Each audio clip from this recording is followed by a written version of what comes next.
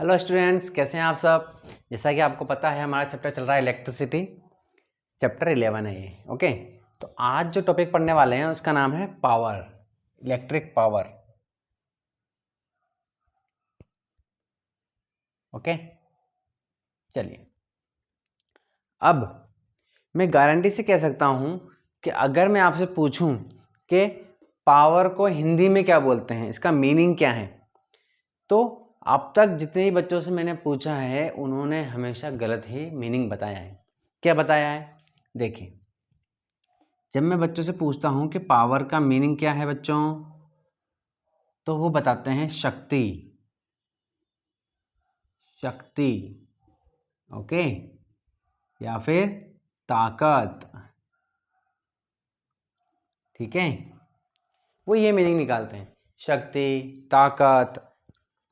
तो अगर अब इसके बेसिस पर अगर हम पावर को इमेजिन करें तो क्या इमेजिन करोगे।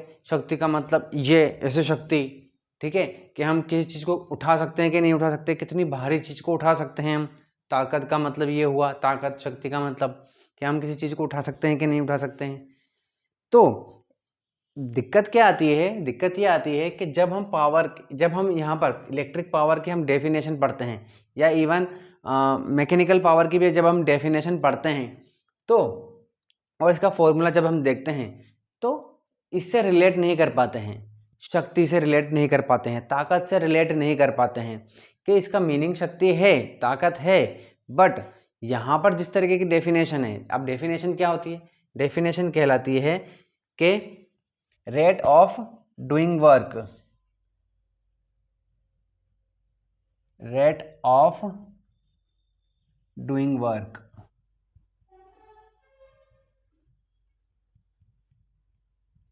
is called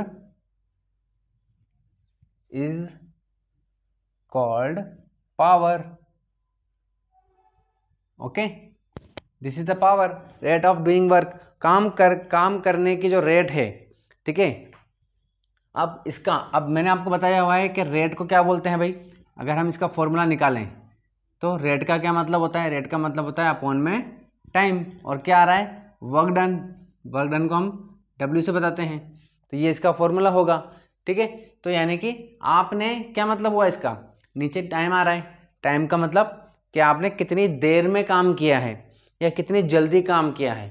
अब पावर का मतलब ये हुआ इस फॉर्मूले से, या अगर हम डेफिनेशन से देखेंगे तो क्या मतलब हो रहा है कि आप काम कितनी जल्दी कर रहे हैं, कितनी देरी से कर रहे हैं। ठीक है, या कोई दो बच्चे हैं या दो लड़के हैं जो एक काम जल्दी कर रहा है और एक देर से कर रहा है, तो शक्ति किसकी पावर ज़्यादा हुई, जो जल्दी कर रहा है। ओके, बट इसको आप कैसे, ये बात तो एकदम अलग हो गई, और ये इससे इमेजिन नहीं हो पाएगा, यानी कि इससे रिलेट नहीं हो पाएगा, क्योंकि शक्ति तो ये होता है, इसका मतलब तो ये होगा ना। इसका क्या मतलब हुआ भाई, दो लड़के हैं, एक ज़्यादा वजन उठा पा रहा है, एक कम वजन उठा पा रहा है, तो शक्ति किसकी पावर ज़्यादा हुई, जो ज़्यादा वजन उठा पा रहा है उसकी पावर ज़्यादा हुई इस हिसाब से। तो ठीक है, तो इसका मतलब क्या हुआ कि यहाँ पर पावर का जो मीनिंग हम निकालते हैं ये क्या होता है, ये गलत होता है। ओके, शक्ति और ताकत की अगर हम बात करें तो शक्ति और ताकत को इंग्लिश में क्या बोलते हैं भाई, ताकत को हम पावर नहीं बोलते, इसको बोलते हैं हम स्ट्रेंथ, STRENGTH, स्ट्रेंथ बोलते हैं। ओके, तो स्ट्रेंथ का मतलब होता है ताकत या शक्ति। अब अगर मैं बोलूं कि बताओ किसकी स्ट्रेंथ है, ज़्यादा है, तब आप इमेजिन करोगे कि दो बच्चे हैं जो एक ज़्यादा वजन उठा रहा है और एक कम वजन उठा रहा है, तो वहाँ पर आपको इमेजिन करना है। लेकिन जब शक्ति की पावर की बात करें तब इसका मीनिंग निकालना है आपको, फुर्तीला या फुर्ती। ओके, ये अब फुर्ती बोलते ही या फुर्तीला बोलते ही आप फटाक से क्या इमेजिन करोगे, आप इमेजिन करोगे कि कोई कितनी जल्दी काम कर रहा है। फुर्ती का मतलब क्या होता है, किसमें कितनी फुर्ती है। ठीक है, कौन कितनी जल्दी काम कर पा रहा है। ओके, तो पावर का मीनिंग होता है फुर्ती। ठीक है, और तो आज के बाद आपको क्या नहीं करना है, पावर का मीनिंग शक्ति या ताकत नहीं निकालना है। पावर का मतलब होता है फुर्ती, कि कोई कितनी जल्दी से कोई काम कंप्लीट कर लेता है। ठीक है, इसी तरीके से अब अगर हम बात करें, जैसे कि अगर मैं बोलूँ आपसे कि दो लड़के हैं, अब यहाँ पर दो लड़के का मतलब क्या होगा कि कोई दो लड़के हैं जिनको कोई काम दिया है हमने, तो एक जल्दी कर रहा है और एक कम लेट कर रहा है, तो किसकी पावर ज़्यादा है? जो जल्दी कर रहा है, यानी कि वो कौन फुर्तीला है? जो जल्दी कर रहा है वो, उसमें ज़्यादा फुर्ती है। ओके, तो लेकिन अगर ये तो मैकेनिकल वाली बात हो गई कि कोई कितनी जल्दी काम कर रहा है, लेकिन अगर हम इलेक्ट्रिक की बात करें तो इसमें कैसे हम इमेजिन करेंगे? इलेक्ट्रिक पावर का क्या मतलब है? यहाँ पर कोई मतलब कोई कहाँ काम कर रहा है, मतलब लाइट से, क्योंकि किसके अंदर करंट लगा दिया तो जल्दी काम कर रहा है, ऐसा होगा क्या? ऐसा नहीं होगा। तो यहाँ हम बात करते हैं इलेक्ट्रिकल अप्लाइंसेस जो होते हैं हमारे, जैसे कि फ़ैन हो गया, ट्यूबलाइट हो गई, टीवी हो गई, कूलर हो गया, ये सब की हम बात करते हैं यहाँ पर। कैसे इनकी पावर देखते हैं हम। अब यहाँ पर पावर अक्सर कैसे होगा ये, इसका मतलब थोड़ी ना है कि हमने ट्यूबलाइट में हमने करंट दिया तो वो भागने लग जाएगी, कुछ जल्दी जल्दी काम करने लग जाएगी, चलो भाई सामान उठा के रख दो, ऐसा होगा क्या? फ़ैन में करंट दिया तो वो फ़ैन फटाफट उठ के काम करने लग जाएगा, ऐसा होगा क्या? नहीं होगा। तो अब आप, कई बच्चे बोलते हैं कि फ़ैन तेज़ चलेगा, ट्यूबलाइट तेज़ जलेगी, ठीक है, ऐसा होगा क्या? नहीं, ऐसा भी नहीं होगा। क्या मतलब है? देखिए, इसका मतलब ये है कि कौन कितनी जल्दी ज़्यादा इलेक्ट्रिसिटी कंज्यूम कर रहा है, उसकी पावर ज़्यादा होगी। ठीक है, जो भी इलेक्ट्रिकल अप्लायंस क्या करेगा, कम टाइम में ज़्यादा इलेक्ट्रिसिटी या इलेक्ट्रिक एनर्जी को कंज्यूम कर लेगा, उसकी पावर ज़्यादा है। ठीक है, जैसे कि अगर हम बात करें एक ट्यूबलाइट की बात करें, ओके, ट्यूबलाइट और फैन की बात करें, तो दोनों में से कौन है, अगर हम टाइम फिक्स कर दें, जैसे कि मान लो कि 1 सेकंड ले लेते हैं, तो दोनों के लिए हमने करंट दिया, करंट देते ही 1 सेकंड में कौन जल्दी इलेक्ट्रिसिटी या ज़्यादा इलेक्ट्रिसिटी कंज्यूम करेगा? वो करेगा फैन, यानी कि फैन की पावर ज़्यादा है। बात समझ में आई? 1 सेकंड तो हम यहाँ पर लेते ही लेते हैं कि 1 सेकंड में कौन कितना इलेक्ट्रिसिटी कंज्यूम करते हैं, चलो, बट लेकिन 1 सेकंड हमारे लिए मतलब सॉरी, उसको नोटिस करने में हमारे लिए थोड़ा कम टाइम है। लेकिन अगर हम 1 घंटे की बात करें कि अगर हम 1 घंटे तक क्या चलाएं, हम फैन ऑन करें और ट्यूबलाइट ऑन करें, तो कौन ज़्यादा इलेक्ट्रिसिटी कंज्यूम करेगा? तो वो होगा हमारा फैन। तो फैन की पावर ज़्यादा है। अब देखिए, और पता कैसे चलता है इसका कि किसकी कितनी पावर है? ठीक है, इसका वो पता चलता है हमें वॉट से। किससे? वॉट। आपने देखा होगा, आप बल्ब लेकर के आते हो, उस पर वॉट लिखा होता है, हर चीज़ पे, है ना, कितने वॉट की मोटर है, ये सुना होगा आपने। ठीक है, तो एक तो होता है वॉट और एक होता है वोल्ट। वोल्ट ऑलरेडी हम पढ़ चुके हैं, है ना, इसमें कन्फ्यूज़न बहुत होता है, बच्चे वॉट और वोल्ट में बहुत कंफ्यूज होते हैं। इन दोनों को में क्या डिफरेंस है, इसके लिए अलग से वीडियो बना देंगे, फिलहाल अपन इसकी बात करते हैं। तो अगर हम, एक वो बल्ब आता है एक येलो कलर का, ठीक है, जिसको हम जलाते हैं तो येलो येलो लाइट देता है, ठीक है, तो उस पर लिखा होता है 100 वॉट। क्या लिखा हुआ है? 100 वॉट। क्या मतलब है इसका? इसका मतलब ये है कि ये 1 सेकंड में कितनी जूल, 100 जूल एनर्जी कंज्यूम कर लेगा, इलेक्ट्रिक एनर्जी कंज्यूम कर लेगा 1 सेकंड में। इसी तरीके से अगर आएगा हमारे पास, मान लो 50 वोट का है, मान लीजिए एक, चलो 200 वोट का मान लीजिए, 200 वोट का, 200 वोट का, ठीक है, ये लीजिए, ओके। तो अगर मैं कहूँ अब इन दोनों में से किसकी पावर ज़्यादा है, वो है 200 वोट वाले की। क्यों है? क्योंकि ये 1 सेकंड में 200 जूल एनर्जी कंज्यूम कर लेगा। बात समझ में आई?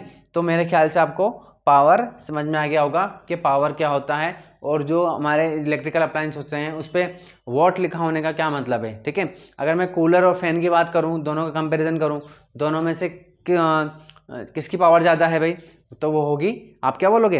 आप बोलोगे कूलर की ज़्यादा है, क्योंकि उसकी मोटर बड़ी होती है, भारी होती है, वो ज़्यादा एनर्जी कंज्यूम करती है कम टाइम में। ओके, चलिए, तो मेरे ख्याल से आपको पावर समझ में आ गया। अब हम देखते हैं कि ये तो देखो, ये जो फॉर्मूला है ना, ये फॉर्मूला है मैकेनिकल पावर का, जैसे कि हमने कहा कि कोई कितनी जल्दी काम करता है, ओके, बट हमें चाहिए इलेक्ट्रिक पावर का। तो इलेक्ट्रिक पावर किससे हमें, मतलब इलेक्ट्रिक पावर, अगर हम जब इलेक्ट्रिसिटी की बात करते हैं तो कुछ 1-2 वर्ड ऐसे हैं जो बहुत ज़्यादा काम आते हैं। क्या? एक तो इलेक्ट्रिक करंट, भाई इलेक्ट्रिक करंट ही तो इलेक्ट्रिसिटी में, जैसे हम इलेक्ट्रिसिटी वर्ड सुनते हैं तो क्या दिमाग में आता है? करंट दिमाग में आता है। इसके अलावा वोल्टेज, पोटेंशियल, ठीक है। तो हम यहाँ पर जब इलेक्ट्रिक पावर की बात कर रहे हैं तो हमारा पावर जो है वो किसकी फॉर्म में होना चाहिए? करंट की फॉर्म में होना चाहिए, वोल्टेज की फॉर्म में यानी कि पोटेंशियल की फॉर्म में होना चाहिए, और रेजिस्टेंस। ये तीन चीज़ें हैं जो इलेक्ट्रिसिटी में काम आती हैं, ठीक है। यही तीन चीज़ें हमें पता चलती है, ठीक है। तो हम चाहते हैं कि पावर जो है वो किसकी फॉर्म में होना चाहिए? वोल्टेज की फॉर्म में होना चाहिए, करंट की फॉर्म में होना चाहिए, और रेजिस्टेंस की फॉर्म में होना चाहिए। इन तीनों में के किसकी फॉर्म में होना चाहिए? ओके, तो हम यहां से इसको कन्वर्ट करते हैं, ठीक है। चलिए, तो कैसे करेंगे भाई? देखिए,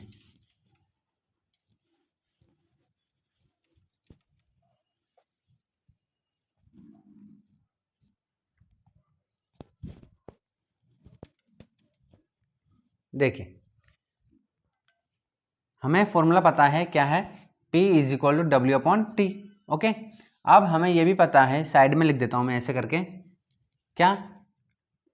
सिंस क्या पता है कि पोटेंशियल इज इक्वल टू क्या होता है? पोटेंशियल का फॉर्मूला W अपॉन क्यू, ठीक है। पढ़ा हुआ है हमने अच्छे से, पोटेंशियल क्या होता है इसको बहुत ही अच्छे से समझा था हमने।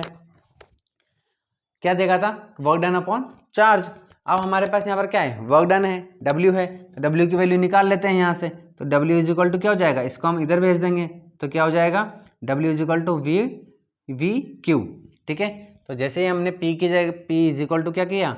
W की जगह पर हमने क्या लिख दिया? V अपॉन क्यू अपॉन में T। ओके, तो ये पोटेंशियल तो आ गया, चलो वर्क डन हटके पोटेंशियल आ गया। ओके, अब देखिए यहाँ पर देखिए, अगर हम इसकी बात करें Q अपॉन टी, ठीक है, तो I इज इक्वल टू क्या होता है? Q अपॉन टी होता है भाई, ये भी फॉर्मूला हमने पढ़ा हुआ है, ठीक है।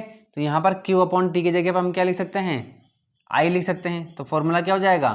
VI हो जाएगा।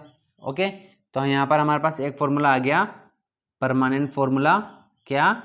इलेक्ट्रिक पावर का V इंटू आई, यानी कि जब आप क्या करोगे, जैसे कि मान लीजिए कि किसी की पावर फाइंड करनी है आपको, जैसे कि आपके घर में फैन चल रहा है, उसकी पावर फाइंड करनी है, तो उसमें देख लीजिए आप कि कितने वोल्टेज पे काम कर रहा है और वो कितना करंट कंज्यूम कर रहा है, तो उस हिसाब से उसकी पावर आप निकाल सकते हो, ठीक है।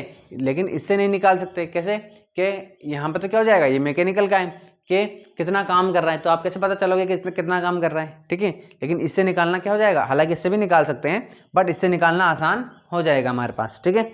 चलिए, और अगर मान लीजिए कि उसने क्वेश्चन में, मान लीजिए पेपर में, एग्जाम में क्या किया, उसने वोल्टेज और करंट दे दिया, तो हम ये वाला फॉर्मूला नहीं निकाल सकते, ये वाला फॉर्मूला नहीं लगा सकते, इसलिए ये वाला लगाएंगे, ठीक है।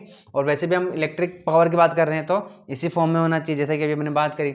अब यहाँ देखिए, अब इसके अलावा दो फॉर्मूले और आ सकते हैं, कैसे आ सकते हैं? Ohm's law. ओम्स लॉ क्या होता है? V is equal to I R, ये होता है, ठीक है। तो एक बार हम V की वैल्यू पुट करेंगे, एक बार I की वैल्यू, इसी फॉर्मूले में। ओके, तो V की वैल्यू क्या आ गई? आई आर आ गई, तो क्या हो जाएगा? P is equal to, V की जगह हमने क्या लिख दिया? आई आर, यहाँ V की जगह हमने आई आर लिख दिया, और ये इंटू आई पहले से जो है। अब I इंटू आई क्या हो जाएगा भाई? आई स्क्वायर हो जाएगा, और आर, तो ये दूसरा फॉर्मूला आ गया हमारे पास, ठीक है। क्या फॉर्मूला आया?